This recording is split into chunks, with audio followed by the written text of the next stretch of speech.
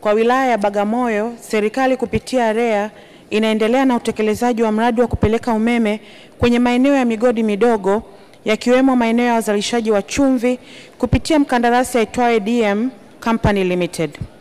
Hadi kufikia mwezi Machi 2025, jumla ya maeneo 14 ya migodi midogo imepelekewa umeme, ambapo kati ya hayo maeneo 3 ni ya wachimbaji wa chumvi wanaopatikana katika eneo la Kitame, kata ya Makurunge, ambapo jumla ya wachimbaji 34 wanaopatikana katika maeneo hayo wamefikiwa na huduma ya umeme.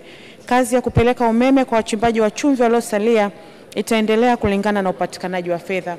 Mheshimiwa Naibu Spika, nashukuru kwa majibu mazuri ya serikali na jitihada kubwa zilizokuwa zimefanyika katika kuweza kupeleka umeme kwa wachimbaji wa migodi wale wadogo. Swali, je, serikali ina mkakati gani wa kuweza kupeleka umeme kwenye kile kitongoji cha Kitame ili sasa wananchi wale waweze kunufaika katika nyumba zao?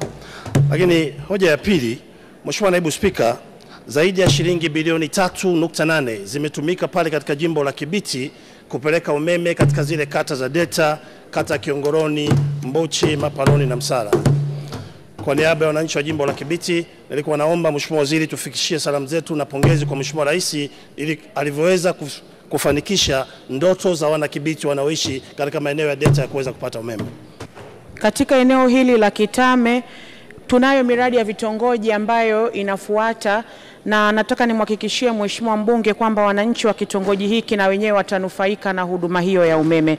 Tunapokea salamu za Mheshimiwa mbunge. Kwa kweli ni pongezi kwa Mheshimiwa Rais kwa kazi kubwa inayofanyika katika sekta ya nishati ambayo inasimamiwa vizuri sana na Mheshimiwa Naibu Waziri Mkuu na Waziri wa Nishati Dr. Doto Mashaka Biteko.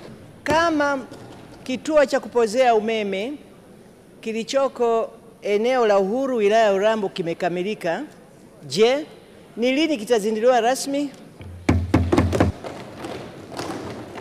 Ni kweli tarehe 26 mwezi wa 3 tuliwasha kituo cha kupoza umeme cha Uhuru Substation, na kwa sasa hivi wananchi wananufaika kupitia fida ambazo tumezipeleka katika maeneo ya Kaliua pamoja na Urambo. Mheshimiwa Naibu Waziri Mkuu amesikia ombi la Mheshimiwa mbunge, na kwa hiyo nina uhakika tutaweza kulichakata na kulifanyia kazi. Lini mchakato wa umeme katika vitongoji 15 utaanza, ukizingatia katika jimbo la Kilombero kumekuwa kuna uhaba mkubwa sana wa umeme katika kata ya Michenga, vitongoji vya Tupendane na Upendo?